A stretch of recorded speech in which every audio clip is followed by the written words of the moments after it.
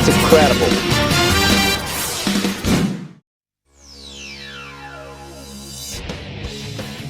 Big track, little action. It's Texas Motor Speedway, bud. Chili's leadership gets a dream start as Hocevar leads the field to the green flag. First caution comes out at lap 21 for a drifting to spinning Gregson. After the first round of pit stops, Cindric would lead the field into the restart as he, Berry, and Buescher took 2 tires only. The strategy would hold well, but as the stage neared its end, Reddick started to gain on the leader. But Hamlin's blown engine with a few laps remaining in the stage would see the end of that. Thanks to that, Cindric wins the first stage. Berry leads the field into the second stage, but Briscoe spins out with a groove too high off of turn 4. In the ensuing restart, Berry and Larson would battle for the lead, but Berry would pull away with it. Then spin out on his own on lap 125. Gilliland, on an alternate strategy, would stay out and lead the field into the restart, but that played out poorly. Larson would gain the lead shortly. Again, the end of the stage would set up to be another battle for the stage win between Larson and Reddick. Oh man. That's Chris Buescher. Thanks. I hate it. Once again, the stage ends under caution, and Larson would win the second stage. Byron would win the race off pit road, but not without hitting Custer on the way out. Despite this, he would lead the field to the final stage. Byron would get away with the lead as the rest of the field. He's ready. Contact. Oh, and he catches. This is the big one. Gregson, Bowman up and into the wall, and Allmendinger collected, and more. Well, try again. Byron does keep the lead in the ensuing restart, and it actually does remain clean this time. After a failed attempt at the lead by Cindric, Larson would take the fight to Byron, and he would succeed. A pit stop cycle would commence, but would be interrupted by Love wrecking on the backstretch on lap 219. This would jumble up the field with McDowell, Busch, Jones, Smith, and Keselowski jumping to the front. Larson leads the field into the restart, and in the background, Bell loses ground. Busch's hopeful race would come to an end as he spun off of turn 4. Larson would lead the field into the restart, but Hocevar and Priest tangle on the backstretch to bring out another caution. Larson again leads the field into the restart, but McDowell manages to power through on the outside and clear him. Again, the field wrecks with 21 to go, including Hell's mainstay, Keselowski. Okay, look, can we please stop with the wrecking? McDowell and Blaney are side by side in the ensuing restart, and are you kidding me? Another caution! Okay, at least no one wrecked, but come on, man. McDowell narrowly edges out Blaney to keep the lead and leads the field into the restart with 10 laps to go. It's been almost 2 years since his last victory, and as he gets closer and closer to the checkers, so does Logano. Then, car in position, but Joey's there.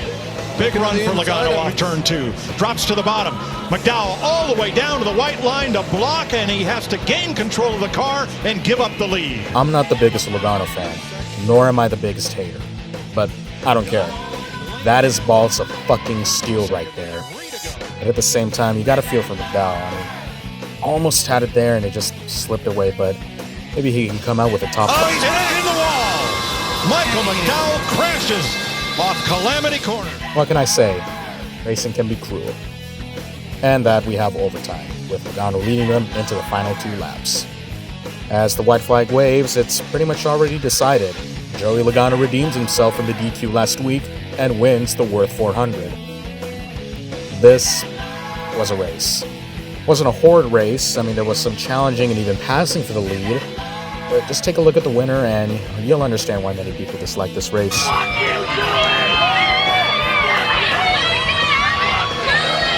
I'd say it was alright. Took an aggressive pass to win this one. Hamlin has a stroke of luck as his early exit doesn't affect his position on the leaderboard. Logano cracks the top 10 with his win, while Chastain drops out of the top 10. Stenhouse Jr. becomes the last driver in the playoffs as he has 12 points to the good from Busch. Allmendinger, meanwhile, drops 4 spots. Hocevar, despite his early exit, jumps 3 positions from 20th to 17th. Dylan and Nemechek's good results propelled him up 3 spots on the leaderboard. And then there's Keselowski. This past week saw Ryan Blaney become a dirt track owner. He joins an ownership group for Sharon Speedway in Ohio.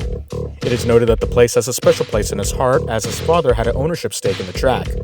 Meanwhile, Kyle Busch is still left wondering why NASCAR is not listening to his commentary on the state of the sport. It is noted that he is not a part of the new playoff committee that consists of drivers past and present. When asked about that, what could be done to improve the racing product, he responded by asking those in charge of committees why he isn't a part of the playoff committee. Also coming into the news desk is the return of Homestead Miami as the championship race. NASCAR announced on May 6th that the track will host the 2026 championship race, but this championship race will be rotated among other tracks on the circuit. So there is still a chance that Phoenix gets a date, which might not be that exciting. But hey, at least Homestead's back. The Cup Series heads to Kansas Speedway for the Advent Health 400. Last year, Buescher won. And on a bit of a serious note, if the RFK gives him another great car for this weekend, I do see him contending for the win. And hopefully Kansas Speedway puts on a good show, because this next-gen car has not been giving us a good show these past couple of weeks. I mean, think about it. We had Talladega, Bristol, Martinsville, all of them which would have been considered a great stretch of tracks, but Kansas, please put on a good show. And that's going to be all for today. Texas was alright, Homestead's back as the championship race, and I have to endure the countless replays of 2024's Advent Health 400 finish. Will it happen again? No, but it could be worse. He harkens back to a time when a good driver could carry a car that wasn't quite as good as it needed to be on a given day. With this Gen 7 car, are those days gone forever?